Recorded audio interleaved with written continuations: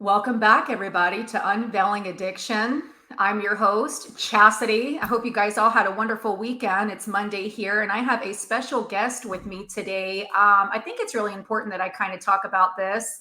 I have been wanting to kind of go into Suboxone clinics and understand what's going on behind the scenes there because I went to a Suboxone clinic there at the end for quite some time.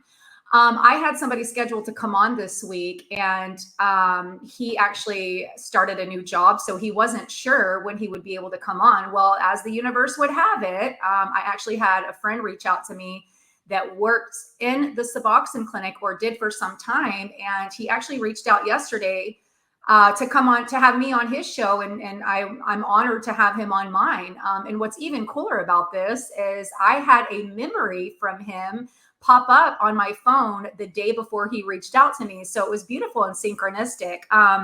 So let me introduce you guys to my guest. His name is Rob. Welcome, Rob. How are you doing today? I am great. Thank you very much. Yeah. You want to tell us a little bit about yourself and what you're doing these days? Sure, I'm the Reverend Rob Lee. Ba-da-da-da, pointing right there. There we go. You know, um, my history. I've got a long history because I'm old. All right, so we're not going to get into all that. Okay, but I am, as you can see, a tarot reader and a spiritual medium and tarot consultant. One of the things, though, that I do, I have my master's in social work. And when I was in Florida, I spent several years working for a Subutex clinic, which is Suboxone, but in injectable form. It's liquid, so it's Subutex. Okay. Um, the doing counseling and therapy, and now I'm no longer doing that. I've moved up to New Hampshire, things like that. But I had a lot of work and a lot of things in dealing with addictions from the opposite side of the table that you sat on. That's Okay. perfect. Yeah. Um, and then I saw one of your posts and it just rang true to me about where some of these clinics, these programs are going. And I thought it would be great for us to get together and talk. Um, I Yeah. am an ordained minister. I do have a very strong religious background, but I don't embrace all of it. I keep some of it, but Mhm. not all of it. So I'm a complex individual. But the key thing is that this is a topic that needs to be discussed, particularly around what we are calling, um, helping people get off of opiates. Okay, Uh-oh. so does that make sense? Uh-oh. Uh oh. There you are. Okay. Okay. Okay. What we are calling. Okay. It What just went. we are calling Mhm. helping people get off of opioids or any other substance Okay. that, yeah, we might be helping them from one, but are we helping them get out of needing anything? Right. So, and that was, I wanted to talk to you about that or whatnot. This So, could not be more perfect because when I first started this journey, everything about that Suboxone clinic that I went to was just so off. And I mean, I saw people waiting in line 6 o'clock in the morning, being drug tested, treated like addicts, and a lot of these people were okay with being on that medication because they needed to function, right? right. And there was no solution. There was no program. I mean, I barely spoke to a counselor. I mean, so yeah, this could not be more perfect because I really kind of want to get into this with you and see what went on kind of behind the scenes there. So how long did you work for these clinics? I want to say I was there about 4 years, right? Okay. Doing that for 4 years. Okay. And I was the counselor. You had to come see me once a week for therapy, things like that. So from from what you were talking about, we were a little more structured and regulated than you were, okay, Okay. than whatever you were attending. Hmm. Because Florida did declare that if you're going to go on the program and it's going to be a state funded program, that you would have to see mental health counseling, okay? Something for that addiction, and it had to be on a regular basis. Hmm. So the intent was good. What threw me was when I first stepped in, I was like, okay, what's our exit strategy? And they're Right. like, what do you mean? Well, okay, how long are we going to keep them on Subutex? Okay. Hmm. Well, actually, what it was the state would pay for it for like a year. Then after that, you had to keep paying for it, and it's very expensive, Hmm. especially the shot and not the pill. Okay, and I'm like, okay, well, that's a year. Shouldn't we around 8 months start weaning them down or whatnot? No, it's a state funded program. So we just, you know what? The idea is somebody functioning on Suboxone or Subutex is better to the society than somebody functioning on heroin. Well, okay, but are we really calling that recovery? You Right. know? So Right. I was in a tough position because I believed in our program for Mhm. what it was supposed to be, but I didn't believe it was set up right, if Right. that makes any sense. No, that makes complete sense. No, that makes complete sense because I do believe that it could, I don't know. I have mixed feelings about these MAT medications, these medical assisted treatments. I think it's Right. prolonging the process. I think it's making things harder. It's making things worse. It's I just don't know, but it has helped some. It really has helped some. But once you start taking this, it is almost impossible to get off of. I mean, I'm in the process of getting off of it right now, and I mean, it's very, very difficult. I agree. And I'm not just going to sit here and trounce the program because the ideal, the theory behind it, Okay. okay, is sound. Okay. Okay. But not the idea of we're not supposed to be staying on this drug forever. Right. Okay. And if we go into that knowing that there is an end point, okay, because I have some people that are doing very good that finally did wean off of it. But the Right. people that are weaning off of it are the minority. That's right. It's not, and so therefore I have a little bit of a problem. Subutex has been so successful in what it does. There Mhm. are some states that it's a requirement for your probation. Oh, Okay. wow. Really? If you're having a drug issue and you're using that as your claim to this is why I got in trouble, there are some states and some counties in those states that mandate What? Subutex treatment. Okay. Then Wow. we're going to help you Right. because Subutex will not get you high. That's It right. will not, you know that. Yeah. You can't overdose on it or anything else. But if you use while you're using it, it can make you violently ill. Oh, yeah. And so you've got this one thing, kind of like the old, for all of us old timers out there that were dealing with alcoholics, things like that, the old Antabuse. They Mm. made you come in, drink your bottle of Antabuse, and then if you drank alcohol on top of it, you would start throwing up. Okay. Right. That's the whole process. We're going to give you something that's going to make you not want to use it. So therefore you could wean yourself off of it. Yeah. Unfortunately, the Subutex is we're going to give you something that's going to not make you go through the jonesing, the withdrawal, or whatnot, and it's going to keep enough chemical in your body so that your body stops craving the opiate. Right. Okay. And Right. make no mistake about it, this doesn't help for for any of your benzos, other drugs. Suboxone and Subutex were strictly made for opioid. Right. Okay.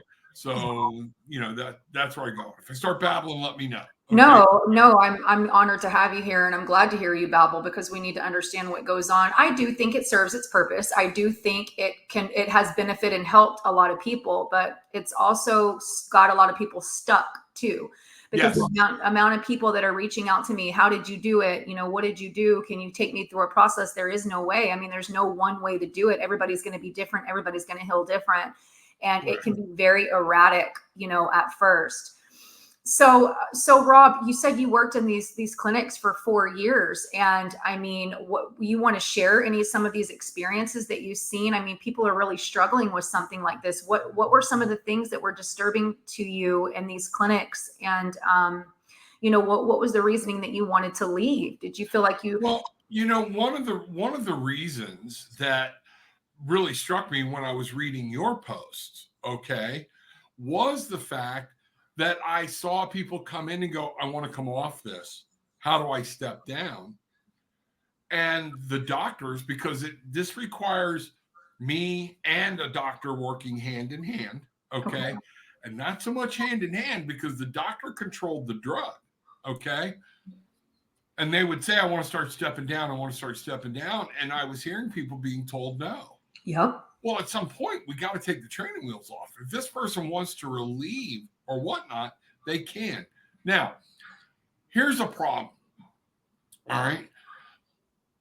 Just because somebody wants to, we do need to understand and do a whole evaluation of, are you mentally prepared to handle this? Mm-hmm. Because when you come off, one of the things I said, when somebody was 3 months clean, and I would call clean if you were on Subutex Suboxone, as long as you weren't using, okay? Mm-hmm.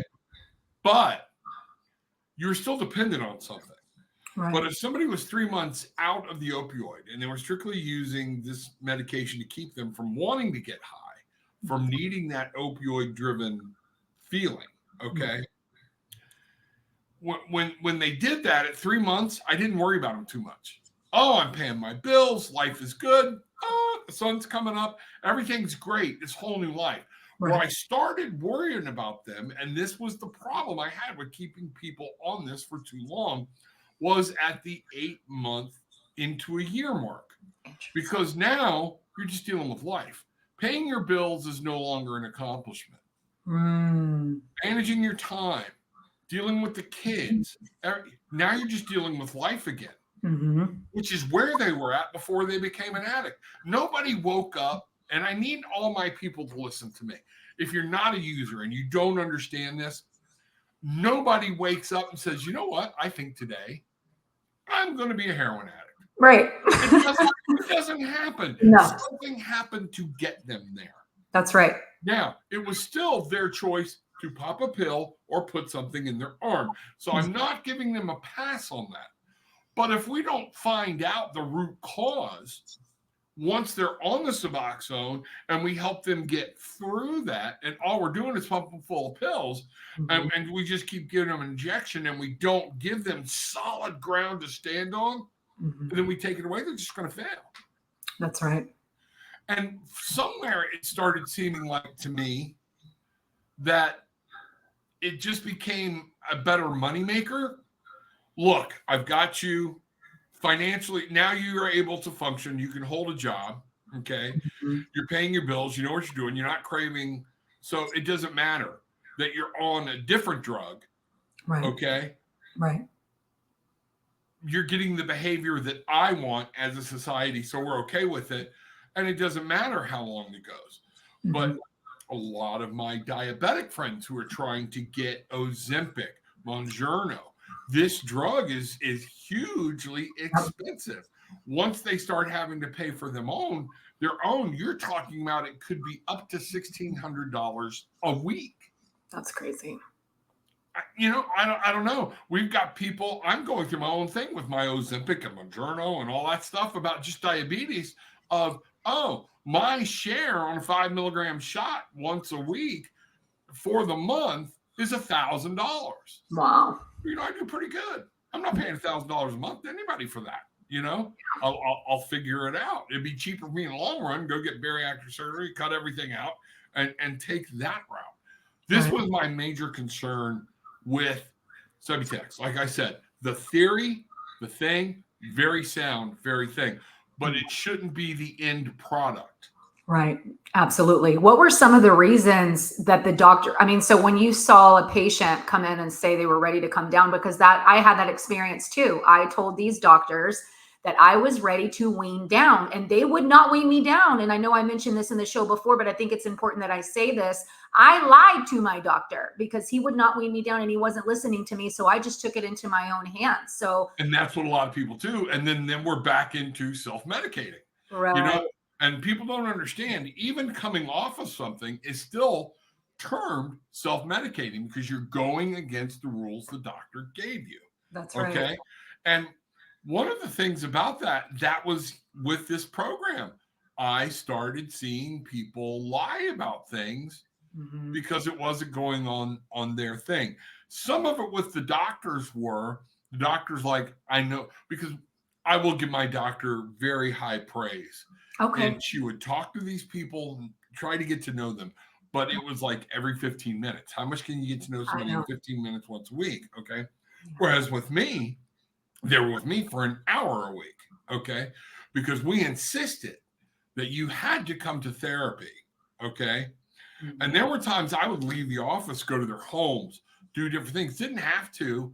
But how can you help somebody if you don't know where they live?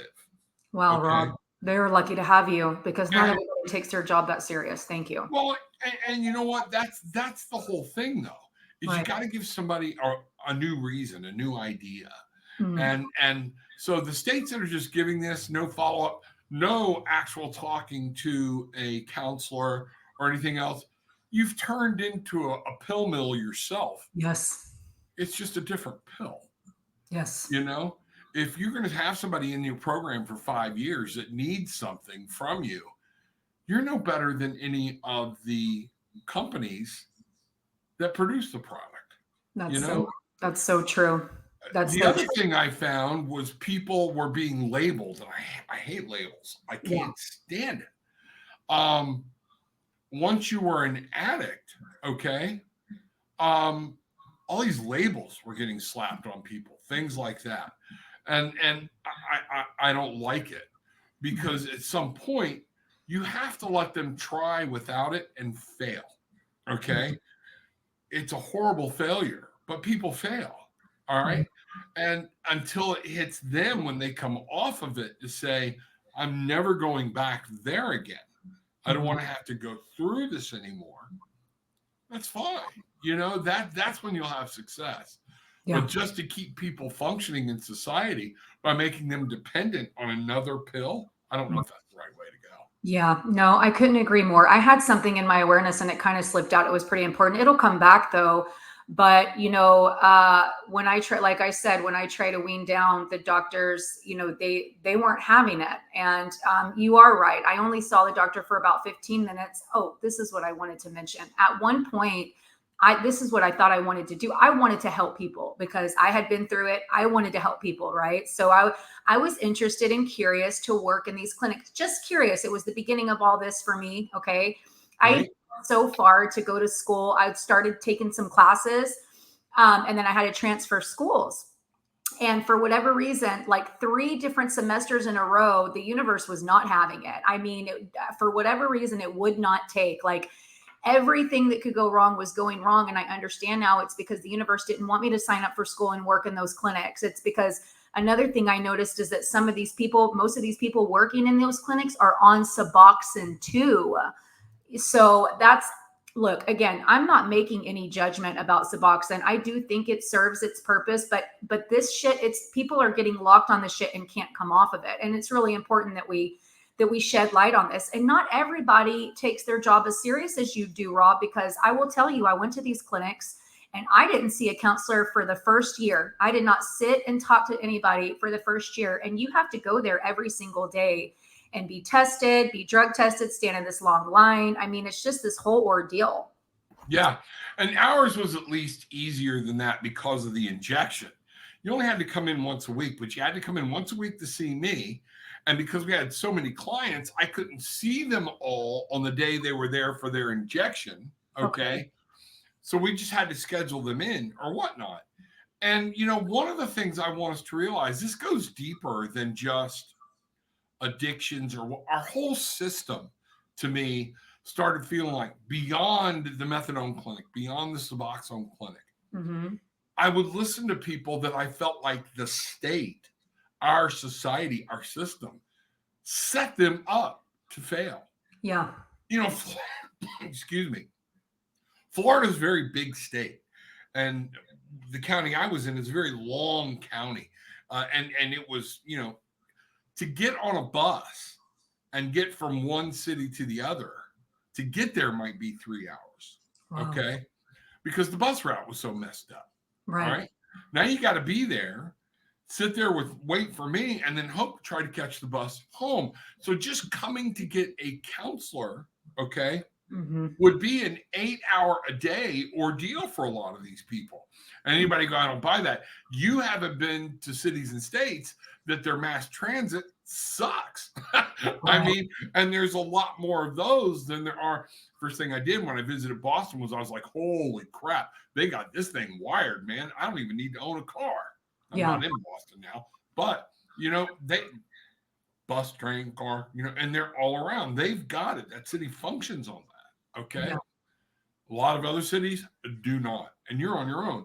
And when I say we set them up to fail, I'll give you a good example. Somebody gets in trouble, they go to jail, they come out, we put them on probation, okay? Yeah. But we suspend their driver's license. Yep. And then we tell them once a week, you've got to go to a probation office that is 45 minutes from your house by car. Right. But you took their license. Yep. All right. Oh, but now you're mandating me have a job. Yeah. So I'm not saying everybody should be when they come out of jail or whatnot. I'm not all about every felon should have rights and all that stuff. That's not it. But what I'm saying is what we're asking people to do reasonable? And wait a minute, I want you to get a job, but I'm going to slap this label on you. You can't drive anything. You can't, when you go to work, and think about it, last time you applied for a job, what's one of the questions they ask you? How's your transportation? Right. If you don't own a car, you're already throwing your crap out the window. Right. So when you tie that into somebody that has had a DUI or is in an addiction, and you tell them my clinic is only open from 8 a.m, okay, to 5 p.m, okay, no weekends, no early mornings, no late nights, no nothing. But at the same time, now their probation officer saying you got to hold a job. The job saying you got to be here 5 days a week. I'm not giving you time. Where does this madness end? Right. Right. And these clinics they want the weekends off. They want to go home. If you remember, you probably got tested Monday through Friday. Oh yeah. Saturday and Sunday you didn't. Our clinic actually is open on the weekends early in the morning. But our clinic is not ran. It's the clinic that I went to didn't seem like it was running as smoothly or as good. It seems like your clinic was running pretty smoothly. It seemed like it was actually helping some people. And it was. There were some people it helped. There were other people, it just moved them from one drug to the other. Right. And you know what? They were okay with that. And that's what the program was supposed to do. So that was a success. So we got into a little bit whenever we had the show for your show a little bit, and I kind of want to get into it on my show. You had talked a little bit about what people just don't understand, that when you start something, a lot of these people, and including myself, their addiction started in the doctor's office. It started with the prescription of narcotics. It started with pain pills. Is there something you would like to address about that? You kind of touched on that before. Sure. You fall off a roof as a roofer, you get in a car wreck. There are things that took people into addiction, because we got to remember when this started, doctors weren't evil. Okay. This person's hurting. We have an approved drug. We'll use oxys. Okay. That the government is saying is okay. And I can mitigate their legitimate pain. Okay. Because some people even had, and a lot of people aren't aware of this, had pain pumps where you could go in, they would install a pump, fill it full of an opioid. Okay. All right. And so you were constantly on it because there was no other way to mitigate your physical pain. And a lot of people say, well, that's not crap. No, I'm telling you, as much as I am spiritual, I'm about physical and blending science and medicine. And the two need to understand a lot of times one can't survive without the other. And I would see these people. Then all of a sudden the state comes in. Okay. We're having an opioid crisis. Well, golly gee. Okay. One of the things I would find out, and when I did my internships in a trauma center, and I did internships, I'm talking about 2 years with 2 to 3 years mixing between the two, with hospice for children that lost a parent. Didn't have to be from opioid, but boy, you'd be surprised how many of them were there because daddy OD'd, daddy got drunk behind the car, things like that. So there were all kinds of different things, to the point that the hospice children I proposed, we had to separate them out, because somebody who lost their dad to cancer is not dealing with the same type of grief that somebody whose dad stuck a needle in his arm and OD'd. It's a whole different scenario. And we shouldn't be throwing these kids in together because they have different issues, different problems. But as usual, age group, we got to do this as cheap as we can and with as few people to pay as possible or whatnot. So, and I guess I went on a diatribe about that because That's frank with okay. me, I love your passion. Yeah. that one of the things we have to do is to learn, okay, that a lot of these people really do want help, but they are in such a rabbit hole, they can't picture their life without it. There is an actual physical pain component to this. Mhm. Now, numbers started coming, and there were doctors just prescribing it to everybody, housewives, husbands, things like that. Oh, here, this makes you feel better, go away. Okay. Yep. But, okay, now that, and again, I know one of the things that governments do is ready, fire, aim. Okay. Oh, we got a problem, massive wipe. And now we realized, oh crap, we've screwed everything up. And now it's, but it's out of sight, out of mind. All right. But now we got all these people that we helped get addicted. We approved the drug for it as a government. Okay. Now we're pointing fingers at the doctors who prescribed it, Mhm. because nobody from the government's taking responsibility to say we had first crack at it Of course not. and we should have aimed a little better. Now all these doctors are going, okay, I have literally been in clinics, okay, in medical facilities where doctors would get pissed because they were the only doctor that would sign for their drugs and other doctors would refuse. And they're Oh. like, I'm looking like I'm prescribing all this medication, and the doctors are actually fighting. It is your turn. Go sign for the drugs. Oh, wow. And when you think about that from a doctor perspective, you're like, now you're afraid to put your name on a piece of paper, you Mhm. know? So one guy's going to do it, and then what does he look like? He Mhm. looks like he's taking possession of all these bills, not realizing there's 5 doctors underneath him prescribing it. Right. Okay. So Right. he's not the sole problem. But they start that, oh, nope, I'm under a scope. Okay. So the patient somewhere in our medical system started, and with insurance and everything, started coming second.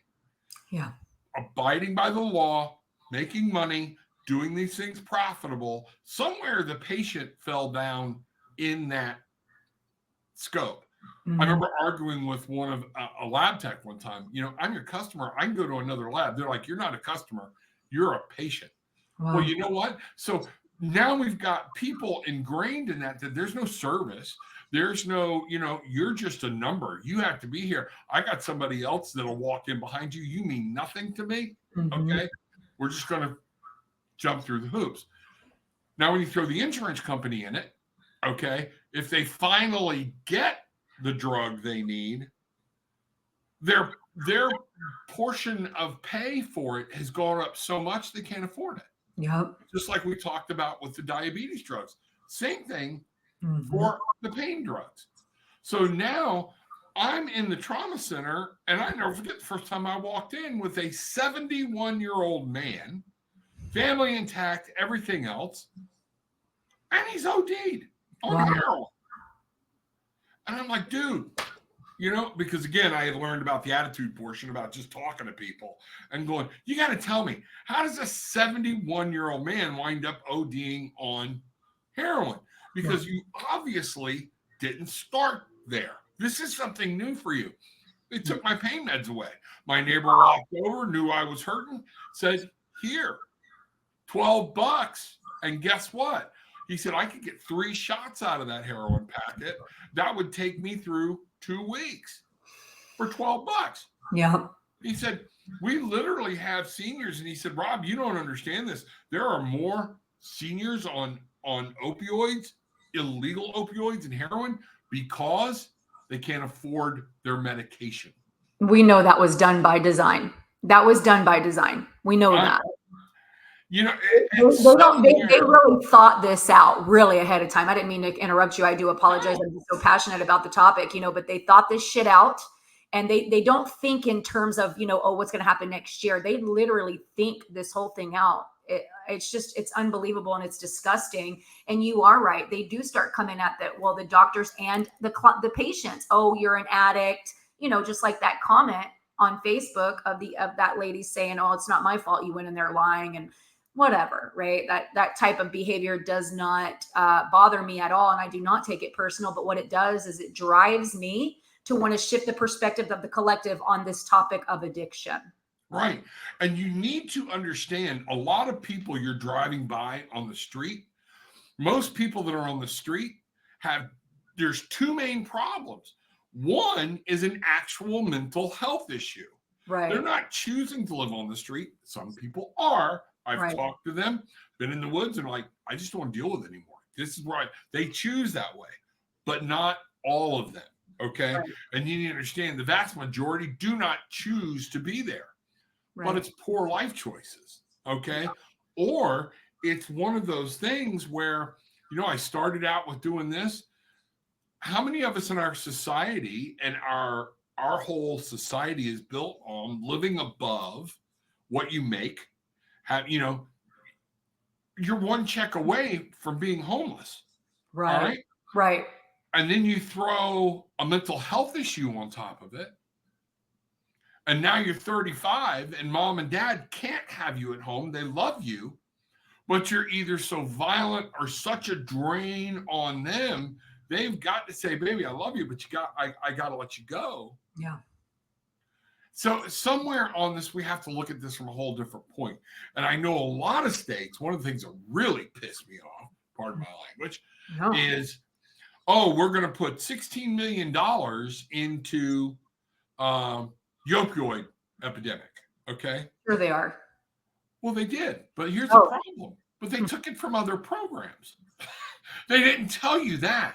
Wow. So, we've got this great Suboxone, we've got this great Subutex clinic, we've got this great, all these clinics, but they didn't tell you they took it away from housing.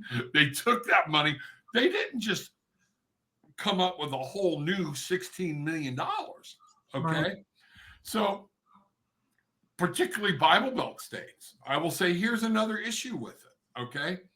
If you are a female, particularly if you're a pregnant female, you had so many programs open to you because everybody's heart goes out to a pregnant female. Okay. Oh, she wants to recover. Man, I can get you housing for a year. I get your kids taken care of. I get you birthed out. The whole thing. It was almost better to go take one shot of something, say you're addicted, get in a program and go have your baby. Okay. Wow. Because you were much better off and you were taken care of for a year. Now, Right. here's the problem.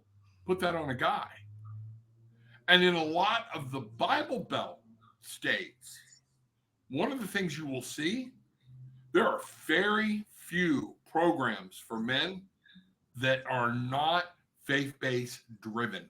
And I mean driven.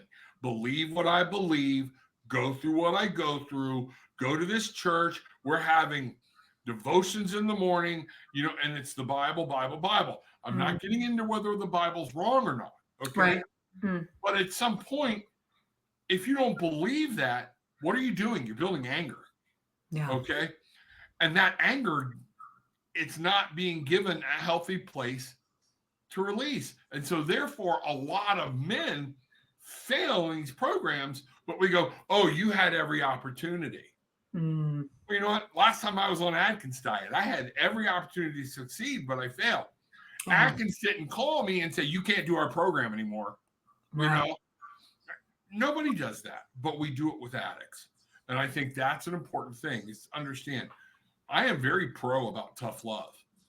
If you've got somebody in your family and they're doing this and you keep housing them and giving them a soft place to land, yeah, sometimes you got to say go. And man, there were people getting pissed when I was holding family group things going, put them out, 35 years old. You have to. Yeah, you're enabling. And they would actually file complaints to me. And I'm, as usual, I'd be like, oh, really? Yeah, don't care.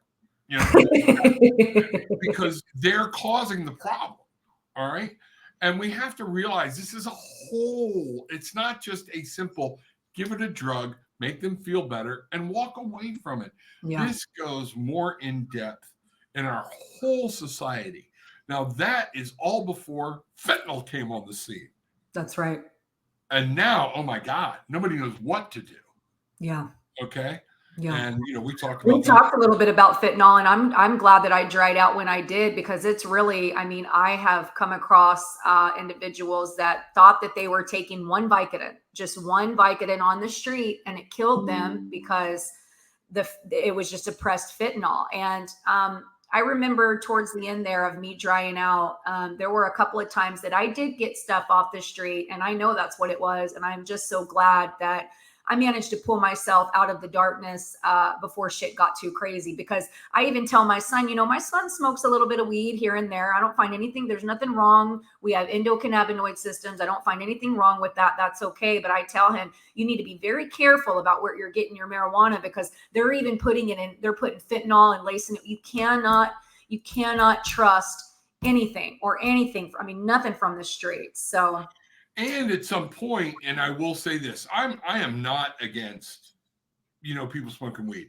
But when you're smoking weed to escape, now you got a problem. That's right. Okay. If That's you'd right. rather be high than be normal, rather than, that's not recreational. That's okay. right. Don't lie to yourself. It's not. And everybody's like, well, weed's the gateway drug. No, it's not. Yeah. I will tell you exactly what I see as the gateway drug. Cigarettes. Oh, wow. Show me an addict that doesn't smoke. Oh, interesting. Okay. You know, Well, I didn't smoke, but no, yeah. but there are few and far between. But Right. what we have to understand is a lot of times it begins with that relying on something else to make me feel better. That's right. I'm so glad you brought that up. That kind of brings me to my next topic, right? We're just a flow in here. Yeah. Go right ahead. So this kind of brings me into this one thing that I'm noticing too about my own journey is that, Rob, so about 5 months ago is when I decided to make the jump off of Suboxone. And I will admit that from time to time I have to use kratom to alleviate the withdrawal symptoms. Be careful with that. I'll tell you, as long as you're doing it right, I got it. But man, I got stories about kratom too. Thank you. I appreciate that. Yeah, I kind of figured that one out the hard way, but now I'm down to where all I have to do, if I get up in the morning, I take a little dose with some orange juice and then that's really it. Every once in a while, I may have to take a little bit, but that's it. But where I'm going with this is what I'm noticing is now that I'm drying out, 20 years is a very long time to be taking an opiate. Okay. And what that does is that really kills your empathy, just like Tylenol. I mean, it kills which is crazy because I've always been very empathic. But what I'm noticing is now that I'm like stepping into this new energy and this new version of myself, I'm very, very sensitive. And I could not have more compassion for that version of myself that used to numb myself all the time, because I actually experienced my dog transitioned like a month ago. And it was the first passing I experienced sober. And the pain, I mean, I was like, oh, so that's what this feels like, right? Okay. So I had more understanding with myself about that. So I don't know. I just kind of wanted to dig into that topic a little bit. Do you have anything to say about that? Oh, okay. Yeah. I mean, one of the things, and it's just like anything, and I will tell you, should be a huge precautionary thing about kratom. Okay. It's addictive. Yes. All right. I have seen babies born with the worst withdrawal syndromes that you have ever seen while mom is testing negative. But you know what it is, and it was kratom. No, Okay. sure. Because it doesn't show up for opioids. There's no I didn't know that. Okay. I didn't know that. It is a synthetic opioid. And people are like, well, I'm going to go get that. Go ahead. And they sell it saying this will help you get off of opioid, Suboxone, anything else, because you can take it by a little and wean off. Here's my question. If that's really what they meant it to be, Chastity, you tell me, how big of a bag can you buy of kratom at your gas store? Gas station? I mean, it's pretty massive. It's pretty in dope dealer terms, it's key. Yep. Okay. Yeah, it really is. Bigger than a key, and I have seen people in a parking lot that started with it. I'm like, warning them, be careful with your kratom. Okay. Be careful with your kratom, and next thing you know, it goes from one snort. And I've seen it with them all over their face, like the old 80s cocaine movies where they just can't get enough of it. So why? That's not FDA approved. Why are we allowed to bring a drug into the United States, let every gas station sell it that wants to, no regulation, okay? Yeah. But somebody else can't get hold of diabetes medicine. They can't get hold of, pain medication or whatnot. This whole thing is crazy. Another Okay. attack on the people. Another Yeah. attack on the people. So in that is the warning. We never get over. You can lose weight. Okay. People fighting weight is still an addiction to food, to That's right. whatnot, unless you have an actual chemical imbalance. Just like somebody that has depressive issues. There are depressive issues that we can get over, okay? But it's going to take work and it's hard, all right? But there are some depression issues that are literally due. They need a chemical imbalance. Their body's not firing, receptors aren't going right.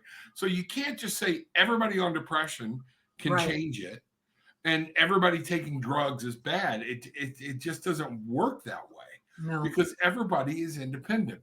But no matter what it is, if we don't get to that root of why are we taking this to begin with, you're never going to get to real reason to be free from it. That's right. And a lot of people, when they started, it was just I want to find out what it feels like to be high. Yeah. Look how crack took over. Yep. All right. Yep. I did undercover narcotics for law enforcement for several years. Okay. Oh, and I don't advertise this for a lot. When I first started doing undercover narcotics, a key of coke, 60,000, 40,000, depending on how clean or pure it was. When did the price of coke drop down? When crack was introduced. Okay. Freebase, boom. First hit, you're hooked. Been there, done that. You don't know how your personality traits go. So you have to be careful of what you're willing to try. And I would say that across the board. You know what? You want to pull into McDonald's and grab that mint milkshake, during St. Patty's Day or whatnot. That's cool. But then wait and see, are you starting to drive into McDonald's for a milkshake once a week on your way home or whatnot? Next thing you know, oh my God, I feel like old Louis Anderson. I didn't wake up like this, go, oh shit, Was it ever my intention to go there? No. Okay, it wasn't. I grew up in the South. All right. Meals were always massive. Yeah. You always clean the table. Okay. Everything. Clean your plate. Do whatever. Meat, potatoes, all of this. Then when I was 6, I had my 7th birthday in the hospital because I had 3rd-degree burns from about my middle of my tummy down to just above my knees. Oh, okay. Wow. Rob. Wow. 4 or 5 years of plastic surgery. And one of the things they did was eat, get fat. I'd go in, they'd take my fat, pull it down, sew it over. Okay. Let that heal to cover scars. Right. Then guess what I did for the next year? Eat anything I wanted. So this went on for 4. Okay. So, yeah. Oh, God love you. Been in the burn unit. I understand. Seems like yours was a little bit more rough. I didn't mean to interrupt you. Sorry. No, you're fine. You're fine. I'm always ready, you ever want to talk about it, let me know. Okay? There's nothing worse than a burn. Nothing. No. That was just another incident for them to keep me on pain pills too. But the pain was horrendous. So right. And mine back then, it was in the 60s. So they didn't know. Yeah. So there was no real pain pills. There was no nothing. I was in the hospital for a long time. But the whole idea is, so what's driving that? Well, I learned, for a while I couldn't run, I couldn't get out and play baseball, I couldn't do anything. So my joy came from eating. Okay. And you're like, well, what has this got to do with addiction? It's the same thing. It is. Folks, I hate to tell you, if you're overweight and you're throwing a bomb at an addict, you ain't no different. Yeah. Your drug's acceptable. Theirs isn't. I'm so glad you mentioned that. You're right. It is the same thing because you know what I had mentioned to you, my mom, they had my mom on every, 20 milligram oxycodone, a whole bottle of them, 30 milligram oxycodone, and then an Extampa long acting, and, oh my God, I completely lost my train of thought. What was it that you just said? Because it was important what I had to say. Addiction is addiction. Somebody who's addicted to cigarettes or to food, there is no difference That's in it. the addiction The food. than Yeah, an I'm addict. noticing that she's wanting, like, now that she's come off of that, she's her fixation is what she eats. She wants ice cream, she wants, and I've been there too when I came off of opiates. I wanted candy, I wanted, I wanted chocolate. So yeah, it's all the same, right? It's all the same. I mean, you can be addicted to working out. You can be addicted to anything. It doesn't it Anything in excess. And Right. I will go church, spirituality, Yes. working out, anything to excess is Okay. not good. So I have one more question. I have a question for you, and I kind of like to get a little woo from time to time, And what I've been dealing with over here with my mom has been spiritual. I mean, when you're Okay. dealing with addiction, you're dealing with lower vibrational energies and entities, and my question to you is, Rob, what's your thoughts on what happens when an individual is dealing with addiction and you're not seeing that soul essence of that person? What's going on? Kind of like spirit. You drink alcohol, it's called spirit. I try to inform people what's going on there is that your soul is leaving the body because you have created a very uncomfortable environment and you are lowering your energy, where other entities and lower vibrational energies can pretty much, drive your physical meat suit. Do you have anything to share about that? Absolutely. I would say what's one of the first things we deal with a lot of times with an addict is dehydration. They're not drinking water, they're drinking something else. They're drinking, and everything. So even as a heavy person, what's the first thing? Dehydration. Well, I just am talking to somebody about this now and letting people know we talk about energy and spirit and whatnot. Like you said, this is our meat suit, Mm-hmm. but it's more water than anything else. Mm-hmm. So if we don't believe energy phases affect us, the moon affects the whole tidal range of an ocean. Mm-hmm. So if you're 90% water walking around in a whole world that's vibrating, Yeah. okay, and you don't think that's not affecting you, and you Yeah. start taking its main nutrient away, water, things are going to change. Things are going to get out of whack. This goes along with many things of why, alcohol, they'll tell you what's the first thing to go? Judgment. That's why you're naked on it. Tequila makes your clothes fall off. That, that kind of thing, but it's true. And it's not that it's changing you, but we change our ability to reason. And, all of a sudden we've lost all of our inhibitions. Right. Now, then when we start introducing, at least alcohol can eventually be eliminated from the body. Okay. Mm-hmm. Without the work that it takes for, now, don't get me wrong. Somebody's a serious alcoholic. Okay. Yeah. They're going to Jones. They're going to go through a lot of things too, but it's over quicker than it is for somebody that is actually coming off of an opioid, Suboxone, something like that. Mm-hmm. The spirit gets muted because you get muted. Mm-hmm. It is one of those things. The spirit is there. Yeah. Okay. But we've buried it. We don't recognize it. Yeah. One of the things I've talked to addicts about, and a lot of people about, is once you go down this path, I feel so alone. Mm-hmm. God doesn't want anything to do with me anymore. Let me give you all something you need to know. And I'm getting goosebumps. And Oh, this I is love important. This is important. it. Mm-hmm. God, your spirit guides, your angels, they're still there. Yes. They didn't leave you. You chose another partner. Wow.